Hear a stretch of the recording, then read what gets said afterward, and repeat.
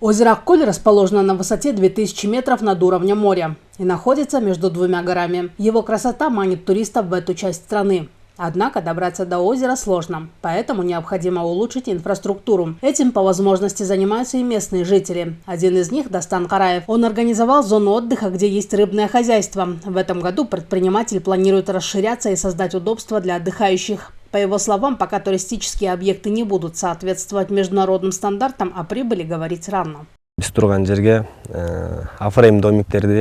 Здесь мы планируем построить домики гостиничного типа, афрейм-домики. Как говорится, спрос рождает предложение. Отдыхающие приходят и спрашивают, есть ли у нас где остановиться. Поэтому и было решено начать строительство.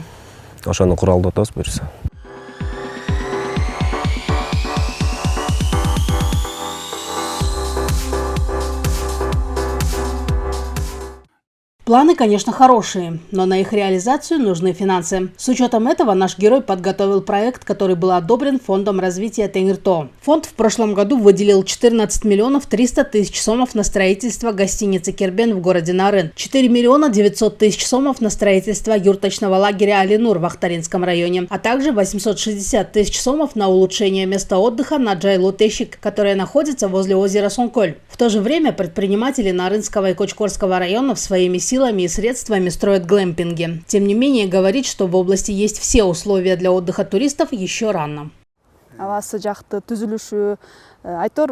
Здесь очень красиво, чистый воздух, хороший сервис, но я далека от того, чтобы говорить, что тут все идеально для отдыхающих.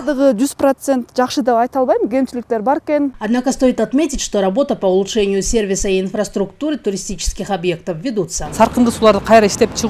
Мы ведем работу по установлению систем переработки сточных вод. Недавно по поручению полномочного представителя президента в Нарынской области Алтынбека Эргешева были проведены переговоры с компаниями «Экосектик» и «Скайтунук». Были даны задания по установлению системы очистки сточных вод.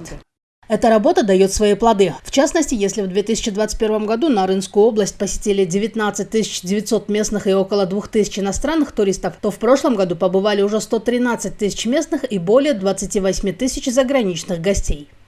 Алия Душибаева, Белюк Пайшеримбеков, Айдин Телюбеков, ЛТР, Нарынская область.